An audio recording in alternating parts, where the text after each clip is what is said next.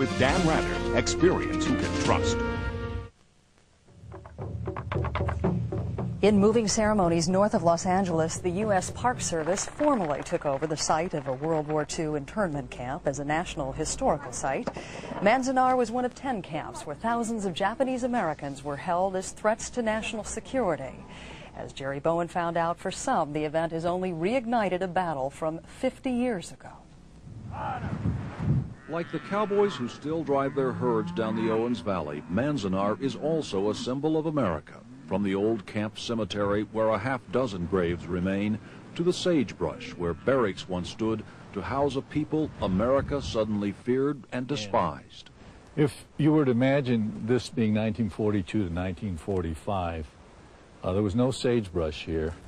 Masa Cooey was 10 years old when his family was bused to Manzanar. In his child's mind, he thought he was going to summer camp, but he wasn't. Now, this is a prison camp. And after a while, we come to realize it because we see the soldiers around. We're told we can't go to places.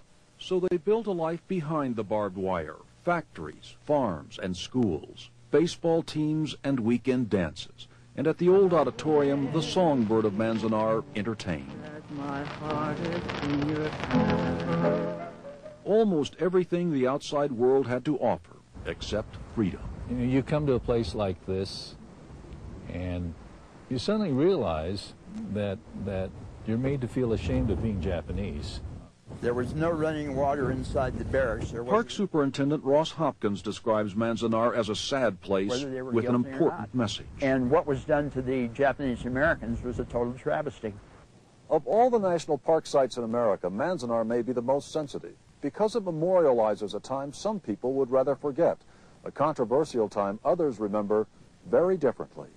If we didn't relocate them, you would be speaking Japanese right now. Former Marine Bill Hastings fought the Japanese in World War II. He remains convinced Japanese Americans could not be trusted. It is so conclusive that these people were not on our side.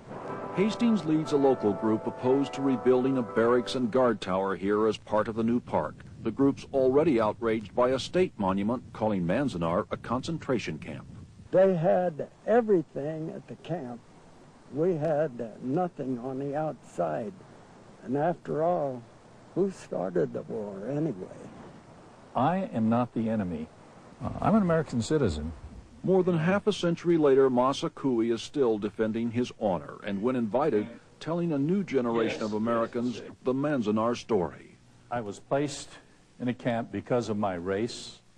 And now in this windswept valley, there's a memorial to that time, a time when fear prevailed and injustice was a place called Manzanar. Jerry Bowen, CBS News, near Lone Pine, California.